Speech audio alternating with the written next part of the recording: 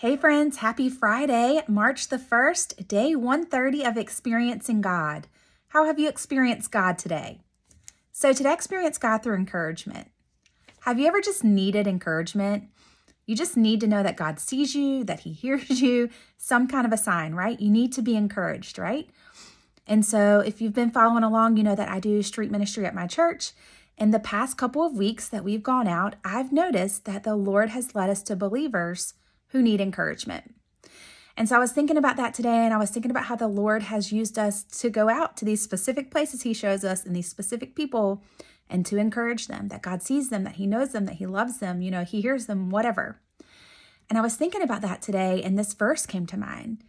And it's a verse in 1 Samuel 30, and it talks about how David encouraged himself in the Lord.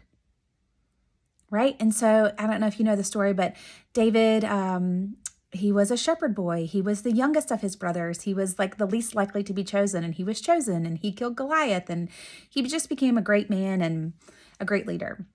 Anyway, and so he was helping the Philistines fight, and they sent him home, and they said, "We don't want you to be part of our army anymore." When he got home, his town had been burnt down, and his wives had been kidnapped, basically, taken captives. Anyway, and so he wept, and the soldiers who were with him wanted to turn on him. They wanted to stone him. They thought about killing him. But it says, but David encouraged himself in the Lord.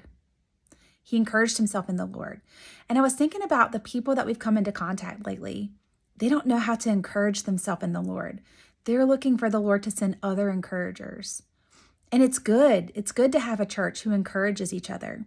But we have to know how to encourage ourselves in the Lord. How do we do that?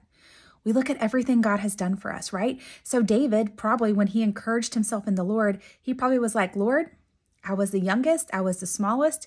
You chose me out of the field. Like, you helped me. I killed Goliath. I've won these battles. He probably started recounting all the things God had done for him, right? Maybe he wrote them down. Maybe he sang them. He loved to sing. Maybe he danced. Maybe he danced before the Lord. But what he did when he encouraged himself in the Lord was he stopped looking at his situation and he started looking at God.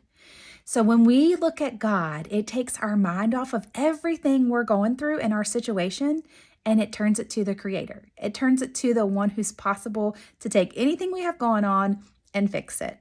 And so I want to encourage you today. You have to learn how to encourage yourself in the Lord. You have to learn to look back at the staying power of God. You have to learn how to be able to recount those testimonies in times of trouble, in times of doubt, in times of worry, in times of discouragement. You have to be able to look at all the things God has done for you. Look at Him, give Him praise, dance before Him, thank Him. When you do that, you won't find yourself in a place where you're needing for someone to come along and encourage you. Because you're going to be encouraged as you bless the Lord, as you praise the Lord, as you remember what He's done. So make a list today. Look at the things God has done for you. Encourage yourself in them. It will change you. Love you guys. Have a great day.